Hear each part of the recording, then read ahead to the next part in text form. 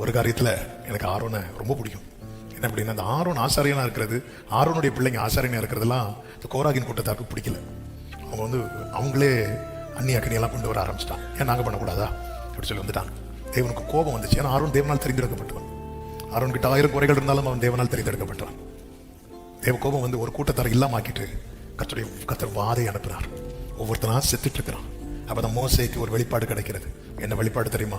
இது நிக்கணும்னா யாரு போய் தூபம் காட்டணும் தெரியுமா? ஆரோன். ஆரோனே, நீ ஓடி போய் உயிரோடு இருக்கிறவர்களுக்கும் மறைத்தவர்களுக்கு முன்பு நடுவாக நில்லு. ஆரோன் நான் ஏன் நிக்கணும் கேட்டாரா? கேட்கல. அவன் தன்னை இந்த அளவுக்கு பேசினாலும் இந்த இடத்துல கர்த்தர் ஜாமக்காரனா வைத்திருப்பது என்னை தான் சொல்லி ஆரோன் ஓடுறான். ஓடி போய் நடுவாக நின்றதும் வேதம் சொல்லுகிறது வாதை நிறுத்தப்பட்டது. ஆண்டவர் அடுத்த அதிகாரத்திலே ஆரோனுக்கு அவன் ஒரு மேன்மையை கொடுத்தா. அந்த மேன்மை என்ன தெரியுமா? எல்லா கோத்திரத்திலிருந்தும் ஒரு கோலை வாங்கு. அந்தந்த கோத்திரத்துல அந்தந்த கோத்திரத்தின் பெயரை எழுது. ஆனா லேவி கோத்திரத்துல லேவின்னு எழுதாம ஆரோன் எழுது. ஆமென். ஆரோன் எழுது.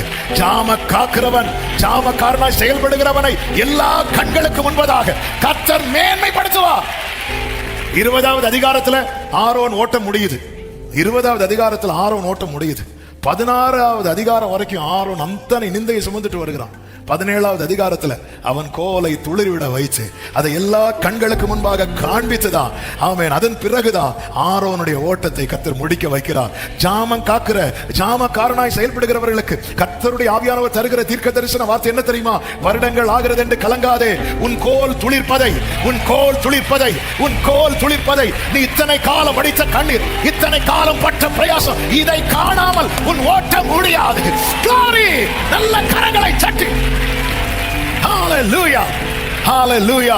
உன் கோல் துளிர்ப்பதை காணாமல் ஒரு ஆமென் சொல்லுங்க பார்க்கலாம்.